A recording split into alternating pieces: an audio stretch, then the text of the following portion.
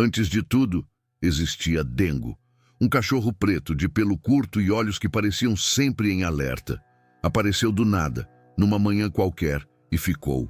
Nunca latiu sem motivo, nunca brincou como os outros cachorros, e mesmo sem coleira, nunca fugiu. Andava ao lado de Kelvin como se já conhecesse todos os caminhos e os perigos escondidos neles. Era só um vira-lata, diziam. Só mais um cachorro de rua que encontrou abrigo. Mas não era. Porque naquele dia, quando a floresta se abriu para algo que não deveria existir, não foi o menino que enfrentou aquilo. Foi o cachorro. E só ele parecia saber o que estava vindo. Se chegou até aqui, é porque algo te chamou. Se inscreve, compartilhe e ative as notificações para saber antes dos outros quando algo novo tentar atravessar. Eu sou Gregório P. Tenebris, e o que você vai ouvir já aconteceu, só não com você. Ainda. Essa história aconteceu numa cidade pequena do interior, cercada por plantações, trilhas de terra vermelha e ruídos antigos que pareciam vir do chão. Daquelas cidades onde os dias são parecidos demais, onde todo mundo se conhece pelo nome, mas quase ninguém se escuta de verdade. E é justamente nessas cidades que as coisas mais estranhas costumam acontecer, devagar, em silêncio, sem que ninguém saiba como ou porquê. O nome do garoto era Kelvin.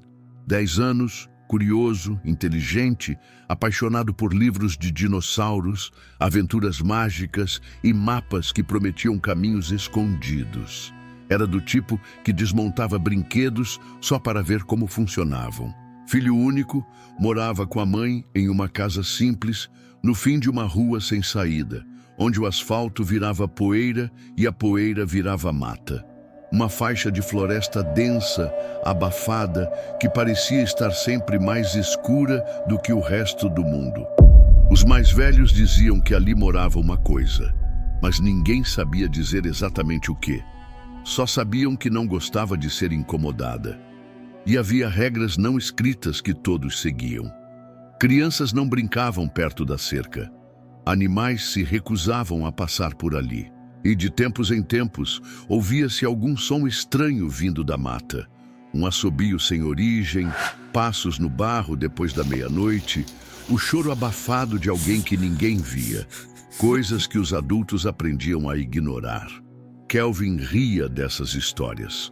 Para ele, era só o medo das pessoas vestindo uma fantasia, superstição, folclore, coisa de quem já viveu demais e inventa mistério para dar sentido ao tempo.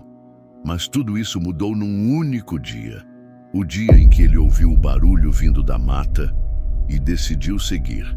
Naquela manhã o céu estava estranho. Não era só cinzento, era espesso, como se o dia não quisesse amanhecer por completo. A mãe de Kelvin saiu cedo para trabalhar. Ele ficou em casa com seu inseparável companheiro, um cachorro preto de olhos atentos chamado Dengo. Ninguém sabia de onde Dengo tinha vindo. 2 anos antes, ele apareceu do nada no quintal, magro, em silêncio, como quem já conhecia a casa. Desde então, não largava Kelvin. Dormia ao lado dele, andava ao lado, nunca latia à toa. Nunca brincava como os outros cachorros. Sempre parecia estar em vigília. E havia algo nos olhos daquele cachorro, uma calma profunda, um silêncio cheio de intenção. Às vezes, Kelvin sentia que Dengo sabia o que ele ia fazer antes mesmo dele pensar. Como se não fosse apenas um amigo, como se fosse um tipo de guarda, ou mensageiro, ou sombra viva. O som veio de novo. Estalo seco, como se algo grande tivesse pisado em galhos podres. Kelvin levantou os olhos do livro e foi até o fundo do quintal. A cerca de arame tremia levemente. Dengo foi atrás, calado, mas quando o menino se aproximou, o cachorro rosnou, baixo, firme, como se dissesse, não vá. Mas Kelvin insistiu, quis ver com os próprios olhos. Abriu um buraco na cerca, se espremeu por ali e entrou na mata. Dengo hesitou por um segundo como se avaliasse o custo daquela decisão. E entrou também. A floresta parecia outra dimensão. O chão era úmido, as folhas abafavam qualquer som e o ar tinha gosto metálico. A luz não passava direito. O vento ali parecia morto. Era como andar dentro de um segredo antigo. Alguns metros adiante, Kelvin encontrou algo no chão. Uma máscara pequena, de madeira escura, coberta de barro seco. Os traços entalhados lembravam um rosto. Mas algo estava errado. Era como se a máscara tivesse expressões que mudavam conforme o ângulo. Quando ele tocou nela, o mundo ao redor pareceu prender a respiração. O cheiro ficou amargo, como coisa podre e esquecida.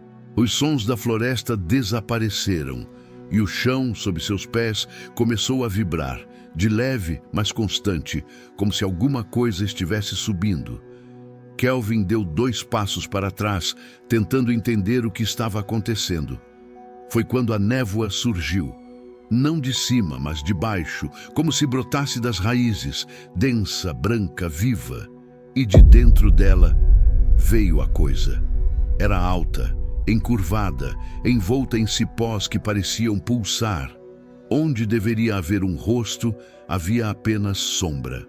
Os olhos, se é que eram olhos, pareciam buracos fundos demais, e tudo ao redor dela perdia cor, como se a presença daquela entidade sugasse o mundo. Kelvin tentou gritar, mas não saiu som. Foi então que Dengo avançou. O cachorro, que sempre foi calmo, que nunca mordeu, que nunca latiu sem motivo, rugiu com uma fúria que não era deste mundo. Saltou sobre a entidade como se soubesse exatamente onde morder, como se não fosse a primeira vez. A figura recuou, não com medo, mas com reconhecimento. Como quem reencontra algo antigo, como quem encara um inimigo esquecido. O ar estalou, a névoa se reverteu e a figura simplesmente se desfez, como cinza sendo sugada de volta para a terra. Kelvin caiu de joelhos e chorou. Dengo ficou ao lado dele o tempo todo. Naquela noite, o menino teve febre alta.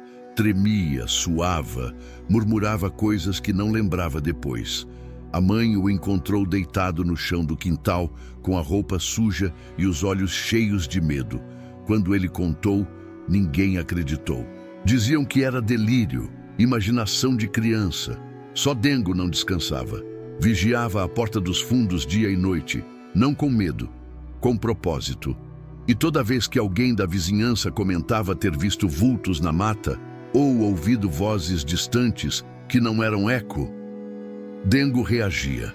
Latia para o vazio. Parava de comer por 2 dias. Cismava com o mesmo ponto do quintal, como se algo tivesse voltado, ou nunca tivesse ido embora.